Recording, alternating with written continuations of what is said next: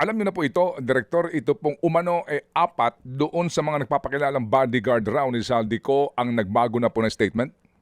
Yes, nabalitaan ko na po, and even before lumabas yan, there are already feelers coming in na gusto pong makipag-usap sa amin ng una, dalawa, tapos apat. And they say na later on, dadami pa po. Pero we are validating. Pero tapos lumabas na nga po sa news, nilabas na nila na gano'n. At ako naman po, consistent to what we have investigated nung pumunta po sila rito, Kated, kung naalala nyo, pinatawag po namin sila. That is consistent to our findings and recommendation po. Kaya hindi na rin po ako nagulat na mangyayari po yan. Findings and recommendation po na ano, sir? Para lang mas maliwanag. Hindi po namin binigyan ng malinaw na credibility yung kanilang statement doon because unang-una yung hesitations, tapos pangalawa hindi naman po nila pinirmahan, yung kalahati pumirma. At kung maalala nyo po, Kated, sinabi ko na nga, November pa lang, kasama na nila hanggang bago lumabas noong February. And ang aming pong findings doon is it looks like na kinu-coach nga po nito ni Attorney Balico dito mga 18 Marines po na ito. Okay, so kung hindi nyo po tinanggap, no? Hindi nyo binigyan po ng bigat itong mga binabanggit nyong salaysay nitong nagpapakilalang mga bodyguard raw o delivery boys ni Zaldico. Bakit yung iba dito ay tinangkilik ng ombudsman? Well, I cannot speak for Ombudsman, Kated. Ano po, no, they are an independent body. Baka meron po silang nasisipat base sa kanilang lente na maaari po nilang magamit. Sa amin naman po kasi, ang amin pong tiningnang kabuuan po nung joint affidavit po, yung pinagsamang sinumpaan sa Laysay.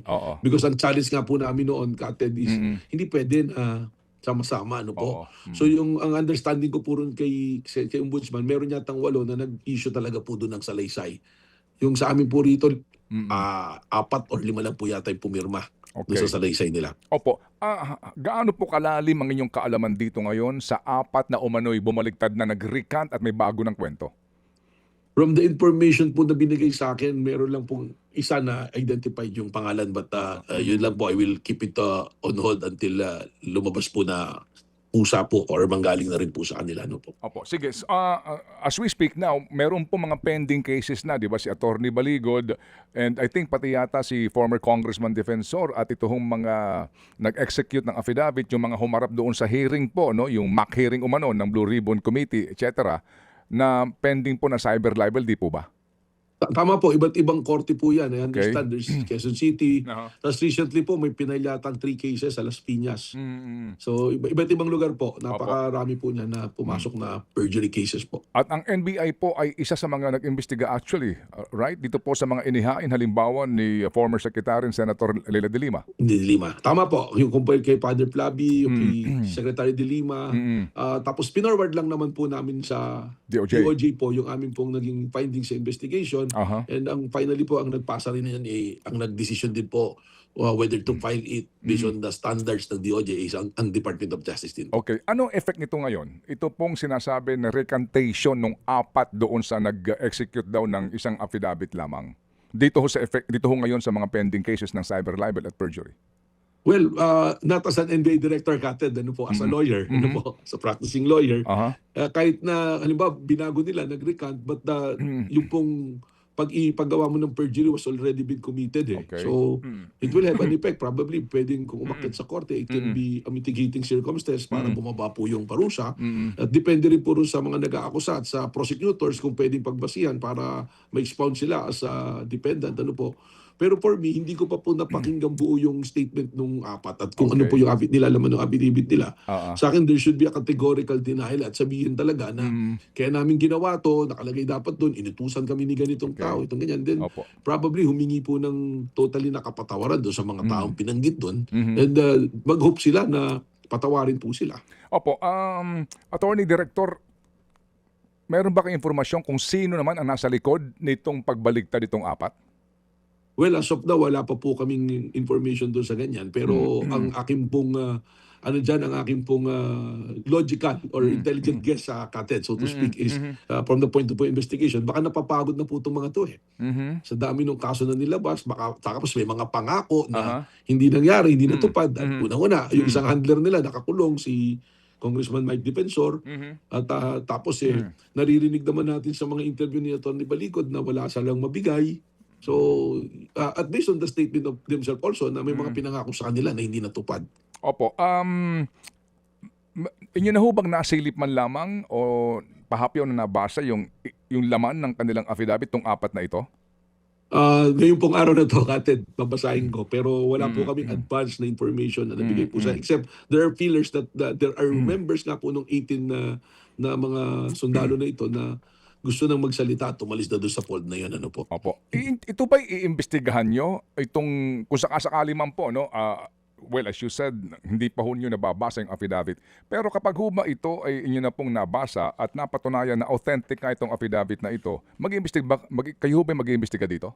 Tama po, Kated, gagawin po namin yun Aha. because we will look into the person who is responsible for all these troubles. Ano po? Mhm. Unang-unang titingnan kung totoo ba, alin ba yung totoong statement dito Mm. at kung ano yung totoo, Mhm. sino ba yung taong responsable sa lahat ng pangyayari na ito para po mapapanagot po natin at magkaroon din ng kalinawan sa ating po mga mamamayan.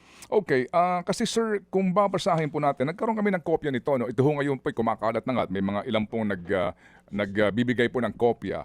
Bagamat sabi nga po ninyo, subject for validation po ito. Ito po yung notaryado din, nandito ho yung pangalan po ng isang abogado nagtaryo. Pero sa kanila pong kwento, maliban doon sa kanila pong pagsasabi, ito po'y aligasyon nito pong sinasabing apat, isa yung identified kasi hindi nabura yung pangalan sa mga dokumento. Ang aligasyon nila dito, number one, sila umano ay kinuha bilang bahagi po ng blackmail scheme, no?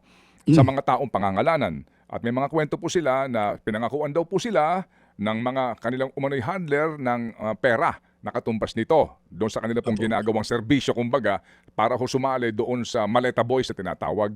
Pero ang kapansin-pansin po dito, Direktor, yung apat, tatlo dito ang meron pong sinasabi, bagamat hindi po pinapangalanan, pero may aligasyon sila dito na sila po ay pinilit umano sa Office of the Ombudsman. Again ha, ito po lamang ang kwento po dito. Baka po mamaya later in the day magbigay na po ng press con dito yung Ombudsman.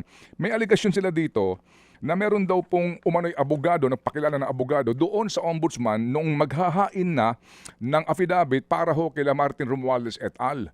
Ito po sinasabi nila dito, no? Ang sinasabi nila, halimbawa po ng kanila pong statement dito, no?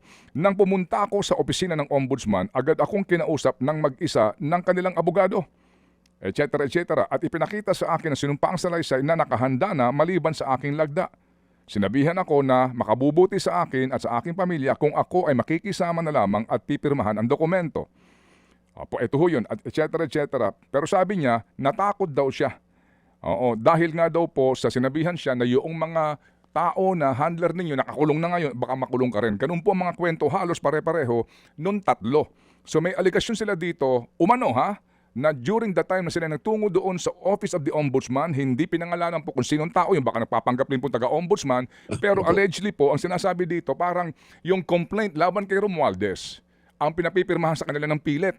At dahil daw po sa natatakot na sila kasi nga bahagi sila ng scheme muna na mag-blackmail daw po at magsinungaling at ginamit daw ho sila sa propaganda sa politika, lalo pa silang natakot dahil nga dito sa kasong isasampa na baka daw po eventually kapag hindi sila nakipagtulungan na naman dito, makulong din sila.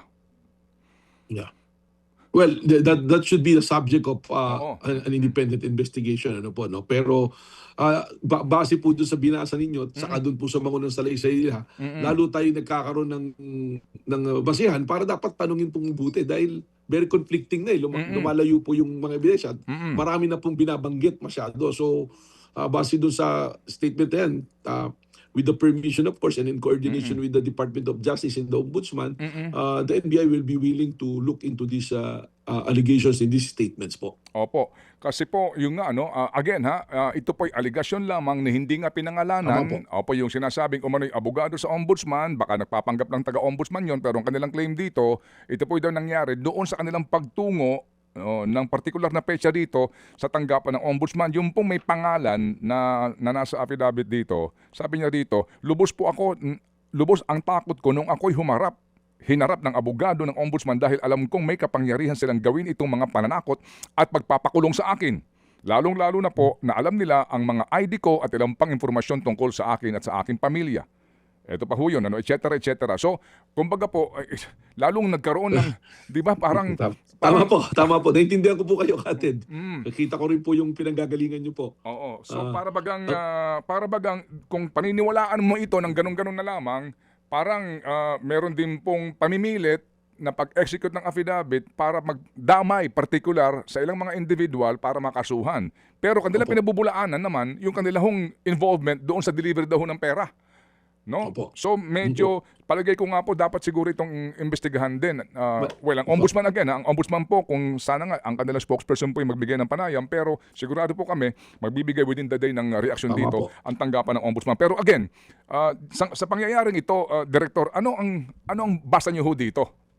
Well, I cannot make a conclusion ano po, no. Ang sa akin lang, unang-una po, alamin yung personalities. Kung sila ba talaga membro ng 18 kasi hindi ko po naman nakita. Although sabi ko nga there are feelers that there are members of those sa 18 na yan na gusto nang bawiin yung kanilang sinumpaang salaysay. And to what extent hindi ko po alam kung anong extent.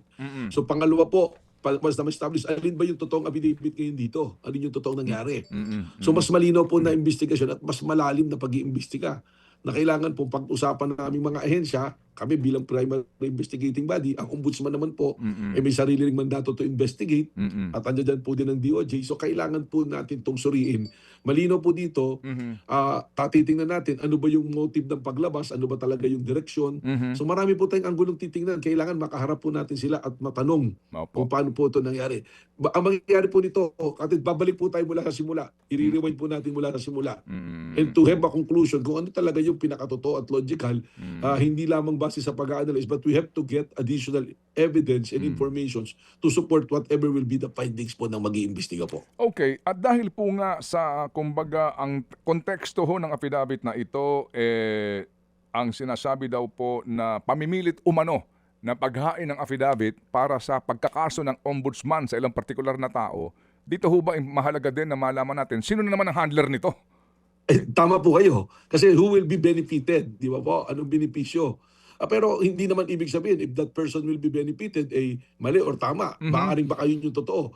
So it's really a big investigation and fact-finding to arrive to the truth. Kasi lalabas po dyan, what will be the value ng salita nitong apat na to. Then from the start po, hindi mo na pwedeng pagtiwalaan lahat yung kanyang sinasabi. So hindi na po pumapasok yung sinasabi ko that there should be additional evidence which will support kung alin pong claim nila yung totoo at tama po. Kasi dito, pinangakuan ako ni attorney, ito ho na malaking halaga pag naging matagumpay ang scam na ito at bilang katibayan, sinabi pa nito sa akin na etc. mga taong ito, etc. Po meron dahon tulong. So pinangakuan sila ng pera, hindi natuloy. And then nagkaroon Ayun na po. po ng duda nga, etc.